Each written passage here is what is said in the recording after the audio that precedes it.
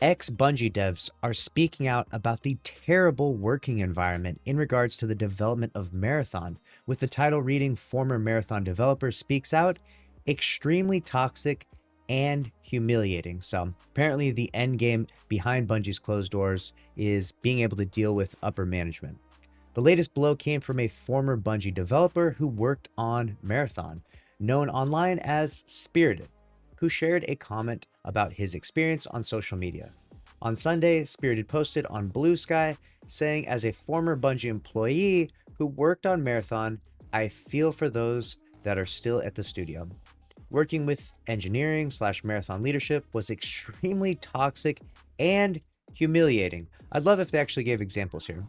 "I won't speak about the rest, but Bungie leadership needs to be gutted completely." So feels a little empty, feels a little hollow. I want some specific examples. What exactly were they doing that was toxic? What were they doing that was humiliating?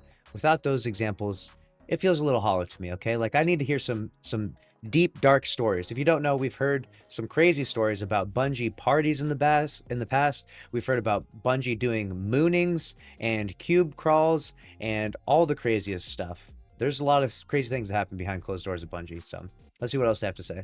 Spirited worked at Bungie as a senior software engineer from June 2022 to May 2024, so about 2 years, per their LinkedIn profile.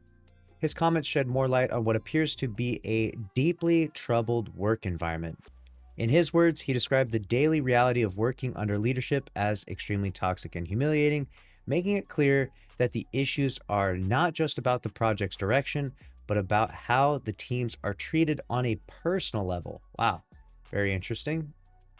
This goes on to, this is the first time Spirited has been open about his experiences at Bungie.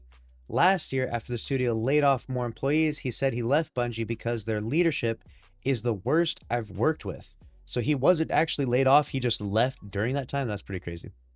He described rampant micromanagement, frequent toxicity, and violations of their core values, and no ability to execute on their multi-franchise vision. So there it is, a lot of micromanagement going on, at least according to them. "Every day was a fight for autonomy and trust," said Spirited. "Every day was someone telling me I'm not allowed to speak on any issue or problem in a professional tone. It was on our minds since the last layoffs in October 2023. We asked Pete, and his response was that it was a lever he'd pull again. They need to flush out the leadership completely.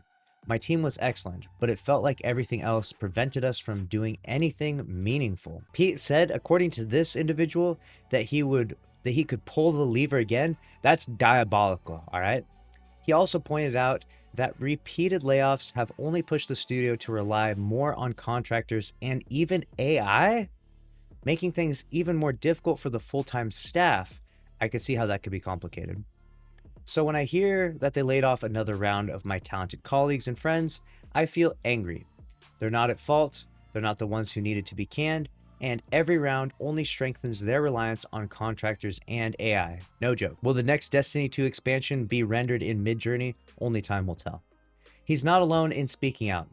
Other former Bungie staff have publicly criticized leadership in recent months. Notably, Liana Rupert, Bungie's former community manager, also called out issues with leadership after getting laid off in October 2023, further adding to the chorus of voices calling for major changes at the top. So it seems like things are not going very good behind closed doors in Bungie's studios. It's been quite a few years of turmoil, and obviously Marathon's launch has been one of the worst launches of any game in video game history, period, right? This is a game that's doing so bad. Marathon is doing so bad, it's making Concord look good at this point in time. If you look at the current wish list charts right now on Steam, you'll notice that Marathon is outside of the top 50. It is the number 57th wish listed game. And by comparison, you have Arc Raiders that is up here in the number 9 spot. And if you don't think that's a problem, there was a recent article that came out as well that said that internally Bungie was hoping to break into top 5 NPD sales of the year to be considered a success. So it's obviously been very, very expensive for the development of Marathon. We know that Concord burned $400 million in its, awful launch, right? And Marathon could easily be up to par with that. The only way it can combat or to break even or to be a success is to be in the top 5.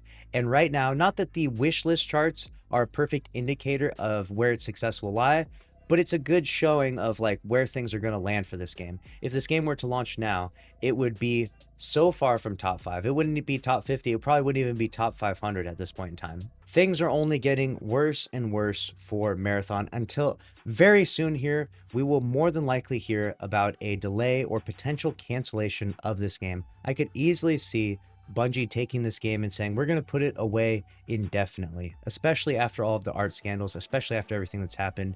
I could easily see that being an outcome.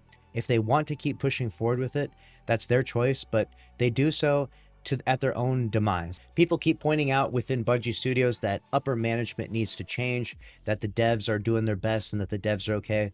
And honestly, I think that's kind of a scapegoat excuse. I do think that upper management does need to change, but I also think that Bungie that you once knew and loved, the one that made Halo and the one that made Destiny 1 and Destiny 2, has changed and shifted so much now that it really feels like a husk of what it formerly was. It doesn't feel the same. And really, when you look at who's in the leadership positions, it makes a lot of sense, right?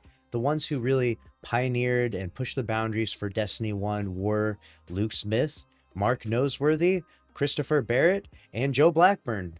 And none of those 4 are around right now. Those guys were like the Mount Rushmore of Bungie, and the things that you love and the things that you enjoy in Destiny 2 were largely created by them, and they're no longer with the company. And it's not to say that the current employees right now could never do anything like those guys can do, because obviously the vision is there. They've laid the foundation for how to take this game forward. All they have to do is sort of follow the blueprint and continue to innovate and be creative. But as it stands right now, it's looking very bleak for Bungie, both in Marathon and potentially for the future of Destiny 2, because the massive hit that this is going to do to Bungie when they lose all of these employees, when this game is finally canceled, is going to really affect the core values and the core opinion of Bungie. I genuinely think I'm not being overly dramatic when I feel like this is the beginning of the end for a beloved company, unless they can work feverishly hard to turn this narrative around in some way.